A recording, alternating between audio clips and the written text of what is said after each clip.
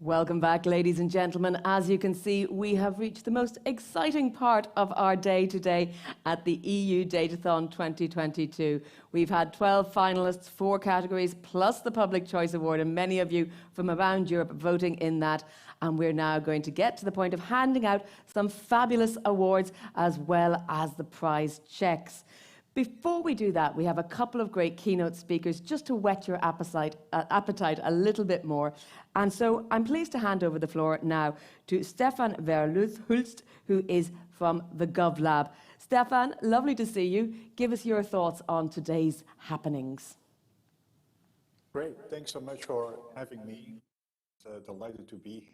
Congratulations to all the contributions. And as already said on several occasions, these are all tremendous contributions that show the potential of open data. And I will briefly make 2 big observations based upon today, but also other kind of work, and then reflect on 6 areas moving forward, perhaps because obviously this Datathon is part of a longer and more ambitious exercise on stimulating the use of open data in the long term. And the first observation, which is clear from today, is that if we want to tackle massive societal challenges, such as the transition to a green economy or making procurement more effective and efficient, we really need not only all hands on deck, but we also need all data on deck. And open data has only become more important, especially if we are dealing with challenges that cannot wait to be solved because of the urgency in actually addressing some of those challenges. And so the first observation is that we need more activities in the space around open data because they can make our effort to deal with those transitions, such as a transition to a green economy or a digital transition. They can make those transitions more effective and more efficient because, frankly, we have no time to lose. The second observation is that obviously what we have seen today is also a real shift in how we think about open data.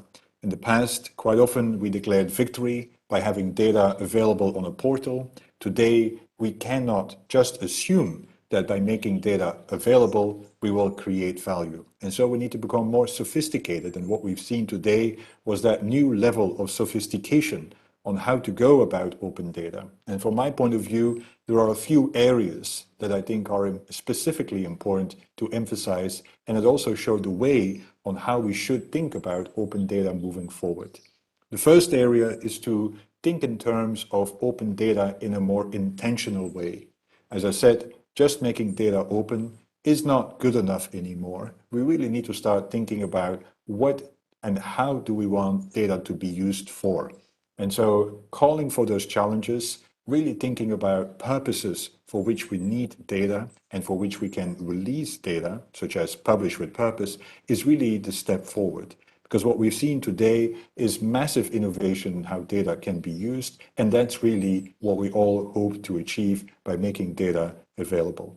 The second aspect that we've seen today is that data is not, and especially open data, is not just to release data and declare victory. It's really about nurturing collaborations and nurturing the use of the data for societal beneficial ways. And so data collaboration needs to be part and parcel of how we go and think about open data, because that's really how the value is being generated. Most of the examples that we've seen today also identified that it's not just one data set, but it's really multiple data sets that we need to bring to the table, which is another reason why we need to really think in terms of collaboration. Another aspect of the increased sophistication is to also cross geographical boundaries when it comes to open data.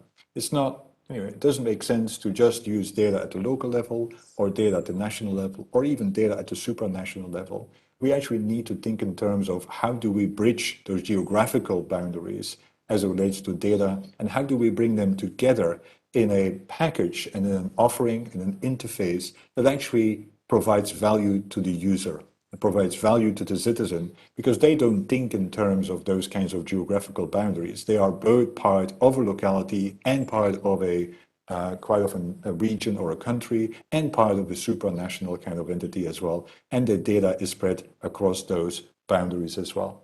And then the last element that I will make, because I'm sensitive to the time and I only have 7 minutes today to give some remarks, and I'm sure everyone is actually eager to hear about who is going to be the winning team. But the last element I really want to reflect on is that it's not just good enough to provide data intelligence. We also have to start thinking about how are we then going to start using the insight generated from the data.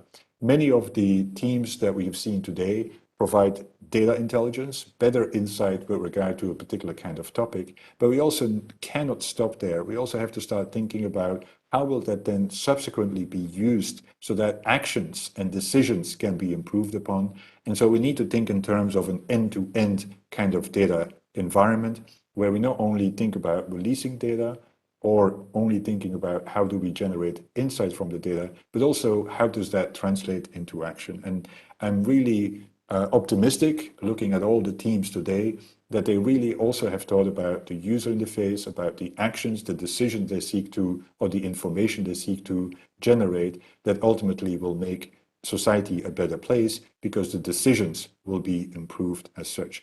So congratulations to everyone. Congratulations to the organizers for really stepping up the game as it relates to open data. And I think we are moving in the right direction as it relates to making open data more collaborative, but also more sophisticated in how we think about using it. Thank you so much.